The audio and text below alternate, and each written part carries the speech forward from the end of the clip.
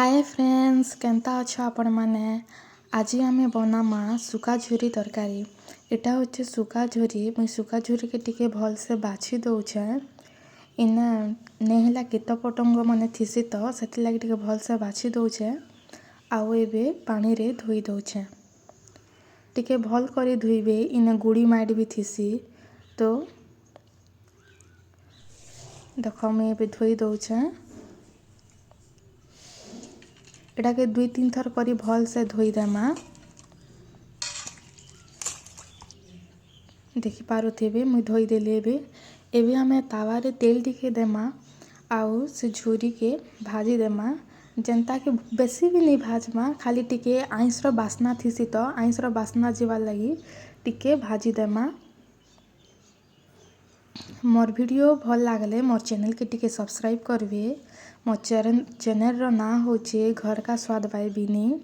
Like share comment भी टिके करी देबे। देखो एबे पूरा मैं भल से भाजी देली। एबे हमें कढ़ाई रे तेल टिके देमा। तेल टिके गरम होला परी हमें सेने प्याज पकई देमा। प्याज के टिके भल से लाल करी भाजी देमा। एंता डणिया झुरी तो खेत मन के एका मिलसी। आपण मानकर आड़े भी मिलुथिबा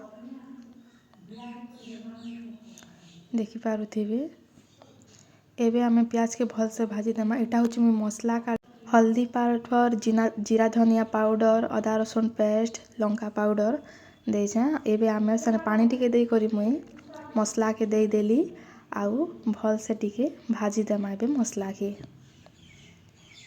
देखि पारुथिबे आपण माने। देखो मसला भी पूरा भाजी ही गला। एबे हमें इने टमाटो दे देमा। एटा में 3टा टमाटो काटी थिली। टमाटो दे करी टिके भल से मिक्स करी देमा आउ स्वाद अनुसार इने नून टिके पकई देमा। आउ भल से टिके मिक्स करी देमा आउ टमाटो बिला पते टिके हमें मसला के भाजी देमा। इने आमुल दे कर रांधले भी बहुत भल लागसी। इथर आमुल नहीं करवा तो नहीं पकईना। एबे हमें इने काश्मीरी लाल मिर्च पाउडर टिके पकई देमा। इटा ऑप्शनल अच्छे तमे देले देबे नहीं हेले नहीं। कलर आसबार लगी हमें दे देना टिके काश्मीरी लाल मिर्च। देखो टमाटो भी पूरा बिली गला ना। एबे हमें इने पानी टिके दे देमा। मुई छोट गिलास रे गोटे गिलास पानी दउछे। आपण माने आपण को हिसाब रे देबे। आपण के जदि झोल भल लागसी तो बेसी पानी देबे, झोल नहीं भल लागे तो कम पानी देबे। एबे हमें झोल के फुटबार लगी छाड़ी देमा। झोल फुटी सारले हमें एबे जिन भाजी कर रखी थी ना सुका झुरी सेटा के दे देमा। एबे हमें 10 मिनट लगी फुटबार लगी छाड़ी देमा। देखि पारुथिबे आ मझिर मझिरे टिके टिके हमें घांटी भी दउथिमा। कहा के एंता डणिया झुरी जे भल लागसी टिके कमेंट करबो।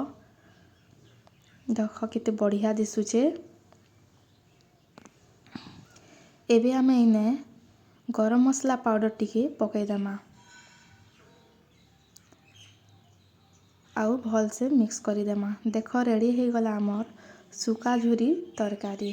Thank you bye.